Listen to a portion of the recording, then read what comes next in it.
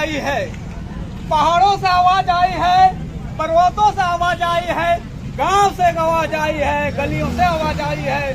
उठो नौजवानों, फिर से इनकलाब आई है, फिर से इनकलाब आई है बहुत अंधियार,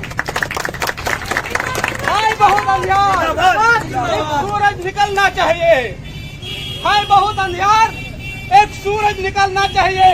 जैसे भी हो ये मौसम बदलना चाहिए, जैसे भी हो ये हालत बदलना चाहिए।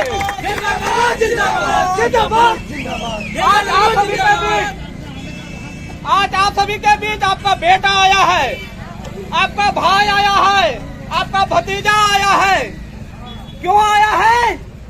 आपका हालत बदलने आया है, आपका तस्वीर बदलने आया है।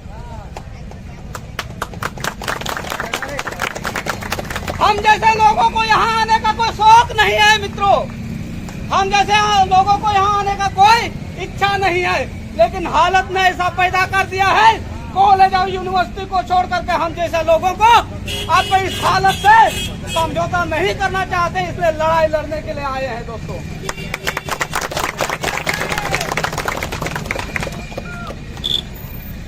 आप देखे होंगे नेता लोग यहाँ अभी आ रहा है घूम घूम करके हेलीकॉप्टर से।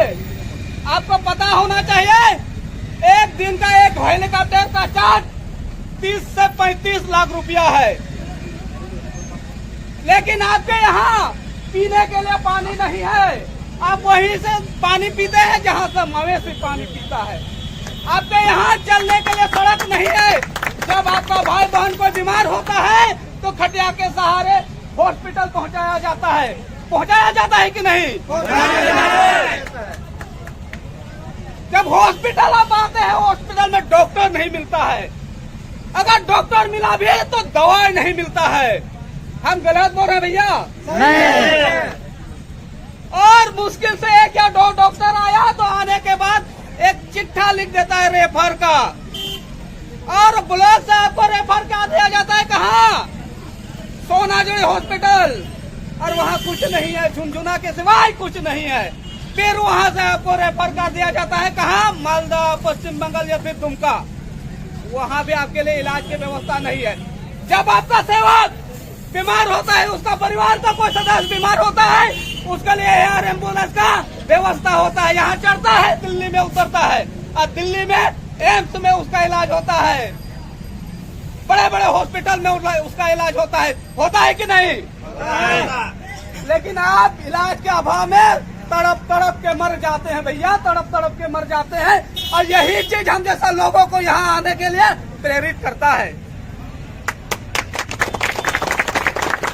आज दो तरह का स्कूल है, शिक्षा का दो तरह का व्यवस्था है।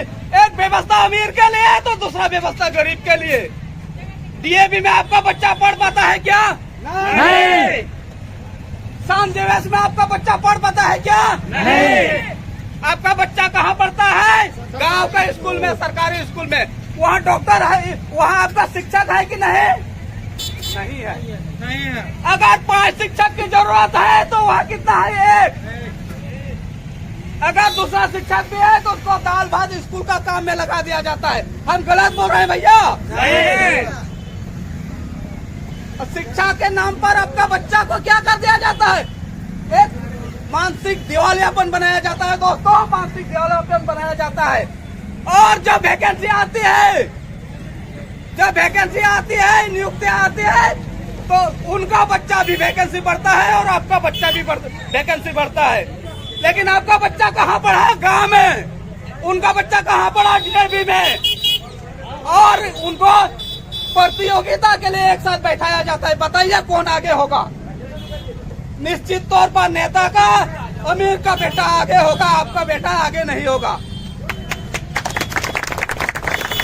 ये सुनियोजित तरीके से आपको पिछड़ापन करने का शिकार, आपको पिछड़ा और पीछे धकेलने का आपको शिकार बनाया जाता है। ये एक षड्यंत्र है।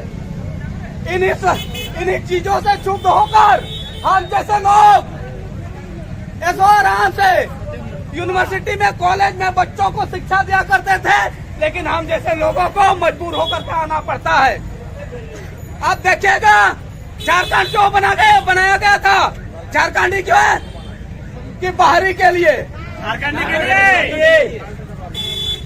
सीधो कानून ने किसके लिए यहाँ लड़ाई लड़ी थी? आपके लिए या बिहारी के लिए? हमारे लिए। चांद भैरव ने यहाँ बलिदानी क्यों दी थी? आपके लिए या यूपी वालों के लिए? हमारे लिए। लेकिन बिंडौना इस बात का है दोस्तों, आपको बता देते हैं, यहाँ झारखंड बनने का कोई औचित्य नहीं है। आज भी वही लोग झारखंड को चला रहा है जिसके साथ हमारे पूर्वजों ने झारखंड के लिए लड़ाई लड़ी थी। हम गलत बोल रहे हैं भैया? सही है। लेकिन कौन देखेगा? हमारे पूर्वजों ने, हमारे बाप दादाओं ने झारखंड आजाद किया। हमारे सीधो कानून ने इस देश के लिए बलिदानी दी। इस देश को बचाने का संकल्प हमें लेना होगा, नहीं तो बाहरी लोग हमें लूट के खा जाएंगे दोस्तों, खा जाएंगे। यहाँ कोई नीति नहीं है, यहाँ कोई नियम नहीं है, यहाँ के लिए कोई उस प्रकार का मापदंड नहीं है। सबके लिए झारखंड चरागाह बन गया है, सबके लिए झारखंड चरागाह बन गया है। इसी चीज को गंभीरता से लेते हुए हम लोगों ने ठाना है कि हम लोग लड़ाई लड़ेंगे, वंचितों की लड़ाई लड़ेंगे, शोषितों की लड़ाई लड़ेंगे और आपके हक की लड़ाई लड़ेंगे। अब हमारा लड़ाई में साथ दीजिएगा या नहीं दीजिएगा? कहा जाता है मरी हुई मछलियाँ जलधारा के साथ बहती है, मरी हुई मछलियाँ जलधारा के साथ बहती है। अगर आप जिंदा हैं तो जलधारा के विपरीत बहिए, नहीं तो जिंदा होने का कोई सबूत नहीं है आपके पास।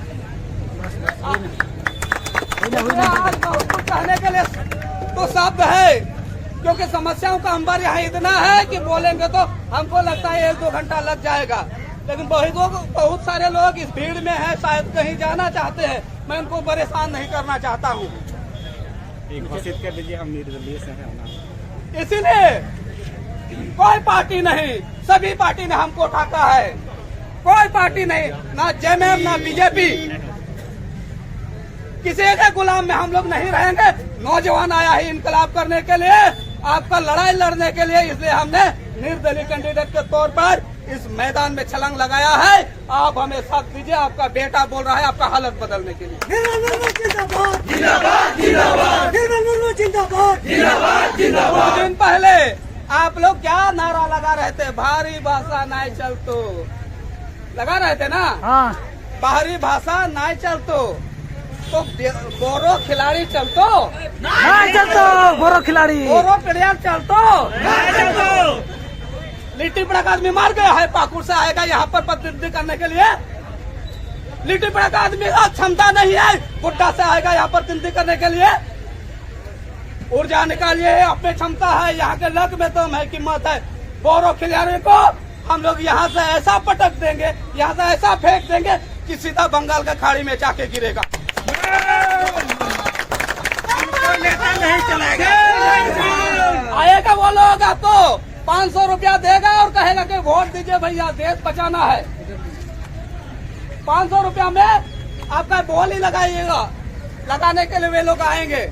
लेकिन आपका कीमत बहुत है भाई, आप लोकतंत्र की हिस्सा है, आपका कीमत बहुत है। इस चीज को आपको संभालना होगा।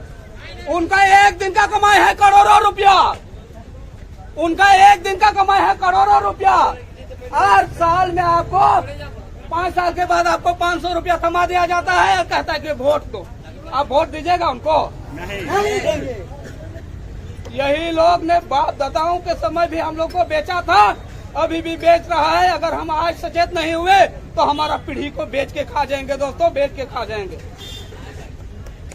इसलिए कहने को तो बहुत कुछ है, लेकिन इन्हीं चंद शब्दों के साथ अपनी वाणी को विराम देते हैं। लेकिन सबसे मेरा आग्रह है, आज आपका भाई, आपका बेटा, आपका भतीजा आया है आपका हालत बदलने के लिए, तस्वीर बदलने के लिए, इन बेईमानों से लड़ाई लड़ने के लिए, इन भ्रष्टाचारियों से लड़ाई लड़ने के लिए आप हमें साथ दीजिए। हम लोग नया मुकाम हासिल करेंगे और नया इतिहास लिखेंगे। आज का युवा, आज का नौजवान केवल इतिहास पढ़ने के लिए पैदा नहीं हुआ है, इतिहास गढ़ने के लिए पैदा हुआ है। मैं इन्हीं तत्वों के साथ अपनी कहानी को विराम देता हूँ। आपको भी जोहार।